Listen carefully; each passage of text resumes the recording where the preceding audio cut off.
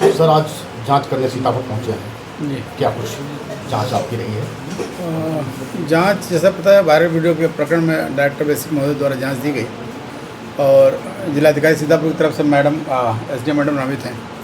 तो जांच में स्कूल पे गया था, जो नदवा प्राथमिक विद्यालय है वहाँ गया था।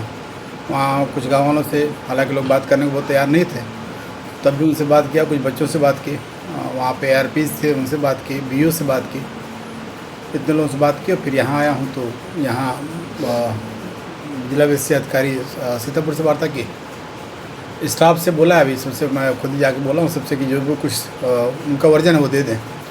तो जो भी बयान वगैरह मैंने जो लिखना चाहते हैं, यही स्थिति है।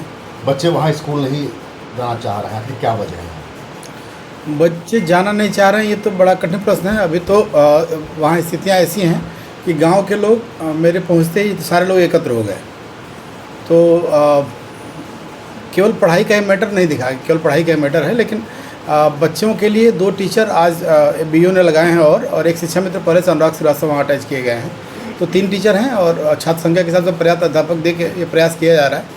और सारे ARPs को भी आज BO के माध्यम से 5 ARP को भी निर्देशित किया गया है कि वो एक-एक करके जाएंगे और गाँव वालों से संपर्क करके बच्चों को समझाएंगे कि बच्चों की पढ़ाई कितनी ज़रूरी है, तो वो विद्यालयों को ले आएंगे।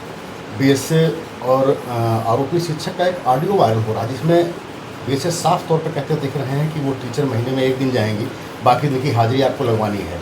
एक अधिकारी जिसके ऊपर ये जिम्मेदारी बनती है कि हर टीचर समय से स्कूल पहुंचे, अगर उसके द्वारा ऐसा कहा जा रहा है, क्या कारण हो सकता है इसके पीछे? देखिए, आप मीडिया से हैं तो इसमें मैं एक चीज़ कहूँगा, किसी भी चीज़ को अगर उसको अंतिम रूप मैंने आप उसको निष्कर्ष देते हैं तो उसकी जांच पड़ताल ठीक से हो जानी चाहिए। और वायरल ऑडियो की पुष्टि कहीं से अभी तक तो नहीं हुई है, कहीं से कि ना BSA ने बताया कि उनसे कोई बातचीत हुई है या आरोपी शिक्षक दे दें। अगर किसी के मोबाइल की रिकॉर्डिंग मिले तो मैं उसको कहूँ कि वायरल ऑडियो है, ऐसा मैंने मौजूद है। आज की डेट में AI जनरेटेड क्या चीज़ें हैं, इसकी सत्यता बिना फॉरेंसिक लैब से सत्यापन कराए नहीं कही जा सकती, तो इस पर वर्जन देना कठिन है। जो सोशल मीडिया पर सर वायरल हो रहा है कि BSA सीतापुर का निलंबन कर दिया गया, इसमें कितनी सच्चाई है? इसके बारे में आप उच्च अधिकारियों से पूछें, मैं इसके बारे में कहने के लिए ना सक्षम हूँ, ना इतनी हैसियत है कि इस बारे में कुछ कह पाऊँ। क्या जिन टीचर को लेकर के ये बवाल चल रहा है, क्या वो टीचर समय से विद्यालय पहुंच रही थी? देखिए, वो शिक्षिका निलंबित हो गई हैं, जैसा कि आप सबको संज्ञान में है, और उनसे भी वार्ता करके उनका पक्ष भी लिया गया है। चूँकि वो विद्यालय नहीं थी, निलंबित हो गई हैं, तो उनसे वर्जन लिया गया, उनसे बातचीत की गई है। और एक और अध्यापक जो निलंबित हैं पहले से, संतोष वर्मा, उनसे बातचीत करने का कई बार प्रयास किया, लेकिन उनका फ़ोन लगातार बंद आ रहा है। जो मेरे पास नंबर है। आपने विद्यालय में जाकर के बात की है, आपने BSA साहब से बात की है, आपने जो शिक्षिका निलंबित हैं उनसे बात की है, इन सबसे बातचीत करने के बाद में आखिर आपका अपना कुछ क्या है? मेरा वर्जन अभी तो देखिए, चूँकि जब तक जांच के दौरान किसी बारे में ये कहना अंतिम रूप नहीं है। अब यहाँ से जाने के बाद अभी सबके बयान आ जाएँ, सारे कर्मचारियों कार्मिकों के, और कुछ और लोगों से जो फ़ोन पर बात, संतोष वर्मा जी से अगर वार्ता हो जाती है तो बेहतर होगा, तब अंतिम मत स्थापित करना बेहतर। प्राथमिक जाँच में अभी क्या लगता है?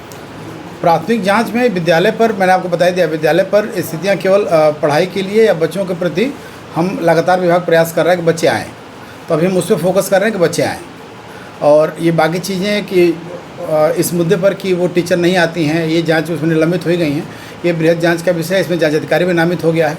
दूसरा इशू जो संतोष वर्मा जी से बात नहीं हो पा रही है, उनके मैटर में भी वो उनका निलंबन आरोप भी मैंने देखा, वो मंगा के कि वो सोशल मीडिया पर क्या कई चीज़ें शेयर करने के आरोप में निलंबित हुए हैं।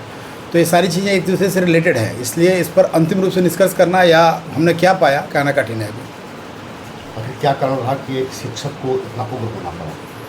ये तो शिक्षक ही बता पाएगा क्यों उग्र होना पड़ा। BSA साहब कुछ नहीं बताया? BSA साहब का कहना है कि उनसे केवल इतनी बात हुई थी। देखिए, उग्र होना और जो उन्होंने हरकत की है, इसके बारे में किसी के बारे में भी हम बहुत सारे मंच हैं जिस पर अपनी बात रख सकते हैं।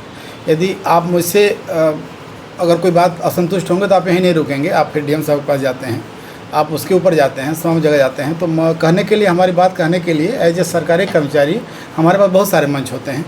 हमारे पास बहुत सारे तहसील दिवस, समाधान दिवस, IGRS, तमाम पोर्टल्स हैं हमारे पास जिन पर हम बात कर सकते हैं।